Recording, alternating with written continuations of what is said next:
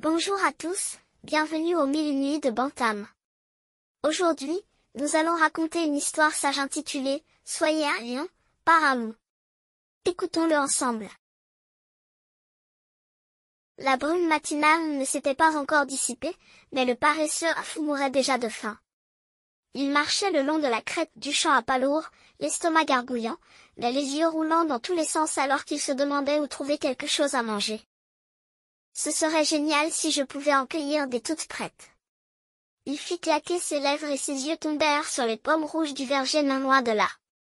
Il déglutit, regarda autour de lui, voyant qu'il n'y avait personne, il entra sur la pointe des pieds dans le verger et tendit la main pour cueillir le plus grand et le plus rouge.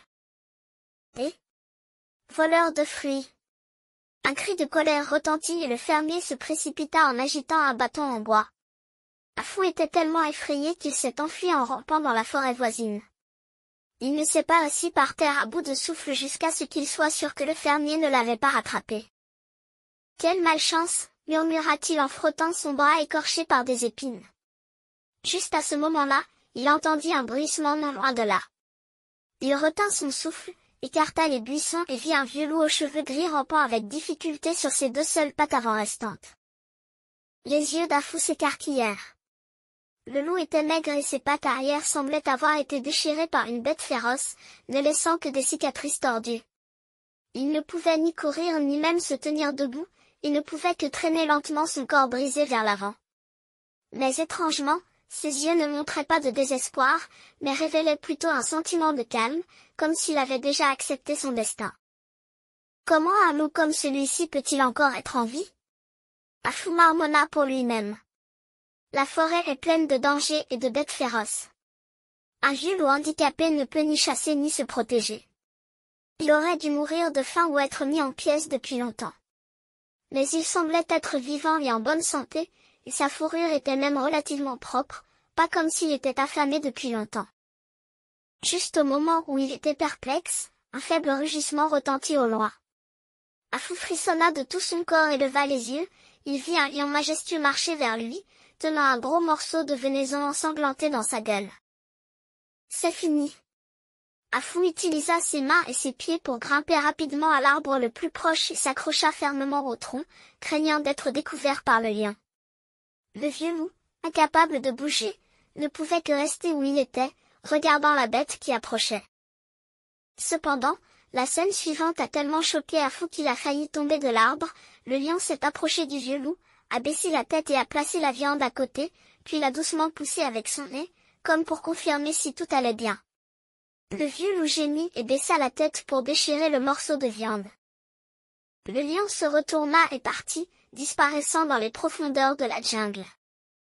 Afou était abasourdi, son cœur battant comme un tambour. Il n'avait jamais rien vu de tel auparavant. Le lion, le roi des animaux, prendrait l'initiative de donner de la nourriture à un vieux loup? Cela n'a aucun sens. À moins que ce soit l'arrangement de Dieu. Puisque Dieu peut laisser un lion nourrir un loup boiteux, il le favorisera certainement. Afou était tellement excité qu'il tremblait de partout. Il descendit de l'arbre et sortit de la forêt sans se retourner, comme s'il avait trouvé le sens de la vie. Il est retourné au village et a arrêté de voler et de travailler. Au lieu de cela, il trouva une pente herbeuse ensoleillée pour s'allonger, ferma les yeux et attendit le don de Dieu. Puisque Dieu peut prendre soin du loup, il prendra naturellement soin de moi. Il pensait joyeusement et rêvait même qu'un lion marchait vers lui avec un poulet rôti dans sa gueule. Le premier jour, son estomac gargouillait de faim, mais il croyait fermement qu'un miracle allait se produire. Le lendemain, il se sentait étourdi et ses membres étaient faibles, mais il restait toujours allongé là, obstinément. Le troisième jour, il n'avait même plus la force de se lever. Sa gorge était sèche et sa vision était noire. Pourquoi? Dieu ne m'a-t-il pas donné de nourriture? Murmura-t-il faiblement.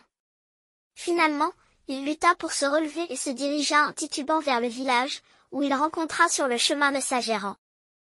C'était un vieil homme aux cheveux et à la barbe blanc, assis sur une pierre au bord de la route pour se reposer. Afou trébucha et demanda d'une voix rauque, « Homme sage, pourquoi Dieu a-t-il favorisé ce loup boiteux mais pas moi ?» L'homme sage le regarda et une trace de pitié brilla dans ses yeux profonds. Il dit lentement, « Mon enfant, Dieu prend soin de chaque vie, mais son arrangement n'est pas celui que tu penses. » Afou était confus, qu'est-ce que ça veut dire? Le sage sourit et dit, le loup est handicapé depuis des années et ne peut plus chasser. Le lion a eu pitié de lui et lui a donné à manger. Et toi? Tu as des membres sains, de la force et de la sagesse, mais tu préfères rester là et attendre la charité. L'homme sage s'arrêta, le regard perçant, et dit, Dieu ne veut pas que tu sois le loup qu'on nourrit, mais que tu sois le lion qui aide les autres. Afou a été frappé par la foudre et est resté là pendant un long moment sans bouger. Nous voyons souvent d'autres personnes recevoir de l'aide et pensons à tort que nous devrions également en récolter les bénéfices, mais nous ignorons les raisons qui se cachent derrière cela. Le loup est nourri parce qu'il ne peut vraiment pas survivre, et sommes-nous vraiment impuissants à faire quoi que ce soit? Il y a plus de bonheur à donner qu'à recevoir. Le vrai bonheur ne réside pas dans le fait de recevoir, mais dans le fait de donner. Dans cette histoire, le lion est puissant parce qu'il a la capacité de donner et fait ce qu'il peut. Dieu a des arrangements différents pour chacun. Certaines personnes ont besoin d'être aidées, tandis que d'autres sont destinées à aider les autres. La clé est, lequel choisissez-vous de faire?